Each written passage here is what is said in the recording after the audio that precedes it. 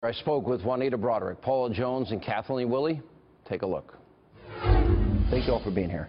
Oh, thanks. My pleasure. Glad to be here. You were invited to the second debate, correct? Yes. Yeah, and you all came willingly. You wanted to go. Why? I wanted to support Donald Trump, first and foremost.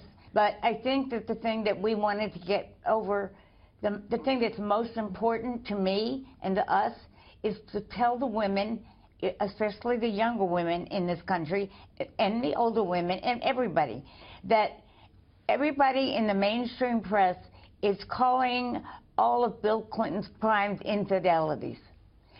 Rape, sexual assault, and sexual harassment are not infidelities. They are crimes and they are misdemeanors. His wife is covering for him. No champion of women attacks the victims of sexual assaults and rapes. Paula? The same thing. I just want to remind, the young people that doesn't know our stories and maybe have seen us for the first time. And I wanted them to see that we were there and why we were there, and that hopefully that would have made a statement. Juanita? Yeah, I think it's really important for the millennials to know. Those that weren't born when I came forward after Bill Clinton raped me, and those that were too young to understand what we went through, especially the time that it was back in the 70s. It was very hard for someone to come forward. And so, yes, I did go to the Trump debate. I thought that we might possibly be able to bring this out and influence people and be able to tell them that Hillary is not for all women.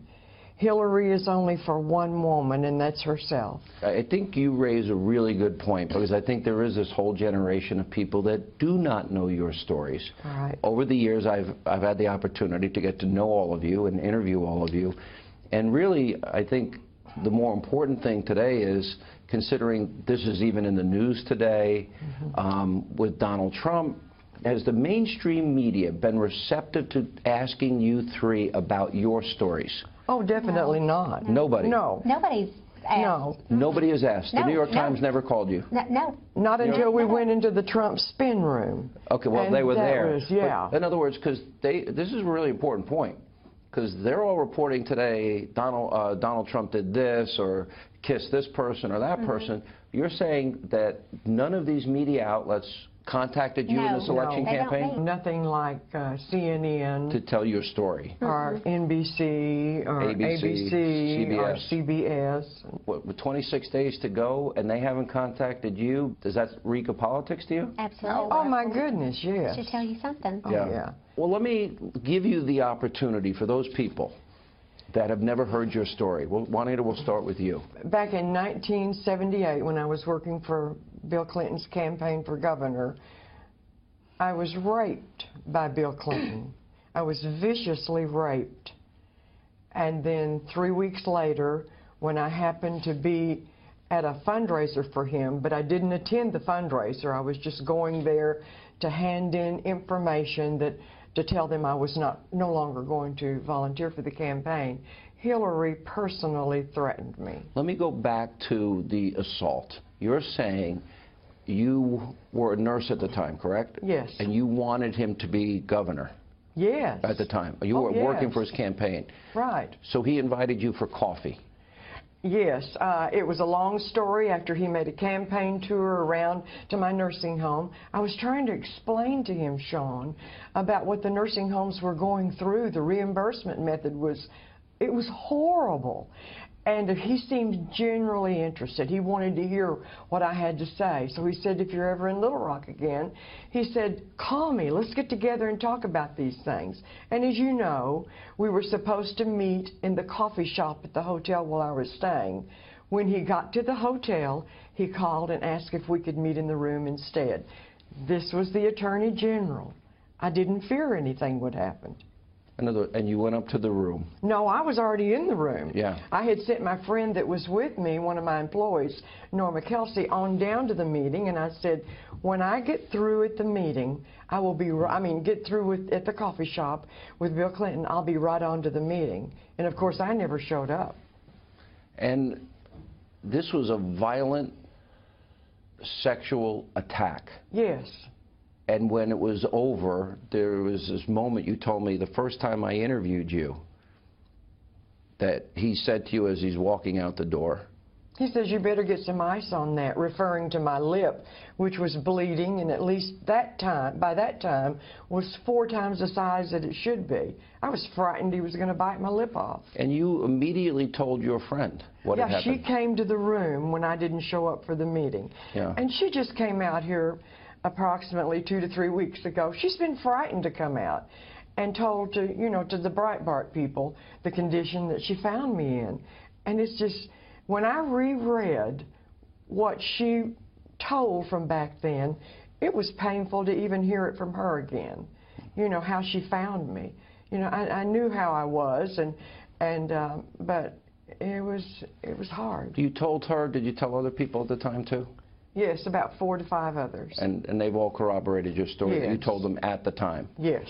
But he was the Attorney General. You were afraid to speak publicly or report it. Oh, he could close the doors of my business. Yeah, they say, well, why didn't you go to the police? He was the police. He was the main person in Arkansas, the Attorney General, and then he became the governor. What about this run-in you had with Hillary? How long after the event? It was 3 about weeks? 3 weeks. And what happened? And Okay. they were married at the time. Yes, I went up early to the fundraiser. Everybody misquotes and says, well, why did she go to a fundraiser? I did not go to a fundraiser. I had about 3 or 4 checks, list of people that were going to donate to the campaign, and when I was clearing out everything for the campaign, I found these.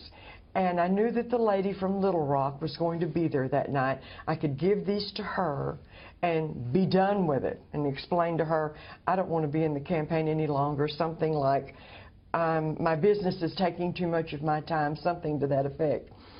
So I did give her these things, and then just when we were starting to leave, about 20 minutes before the fundraiser began, a gentleman, a pharmacist in the area who was very much for Bill Clinton, but didn't know my story. He didn't know anything, came over to me and was so excited because he said the topic of the conversation the entire way from the airport was Bill and Hillary Clinton asking questions about you.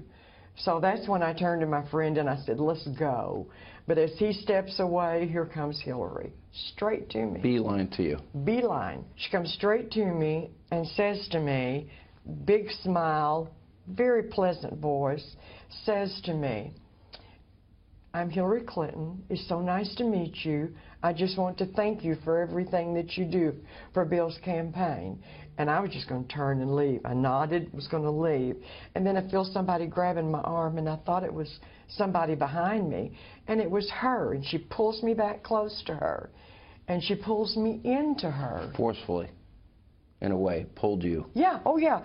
With one hand of hers, she's got my hand. With the other hand, she's got my arm. And she pulls me in close to her. And of course, that very sweet voice fades to a very angry voice, a very low voice. And she pulls me close to her. And she says, do you understand everything you do? And that just scared me to death. And you took that to mean she knew. I've always thought that. People come back to me and say, well, how do you know that's what she meant?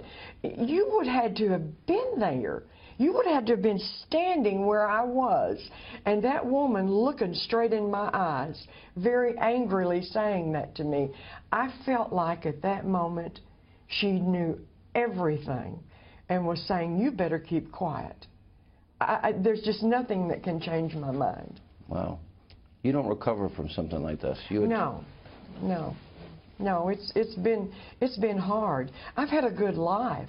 I have a good family. I have a wonderful church. I have wonderful friends. But this just stays there in the back of your mind. You can't ever get rid of something like that. You recently were quoted saying you're afraid if she becomes president. Oh, Why? definitely. What, because of, Yeah. you don't know what she's capable of? Or? I don't know what she's capable of. I know what she's done to me in the past, but I don't know what she's capable of.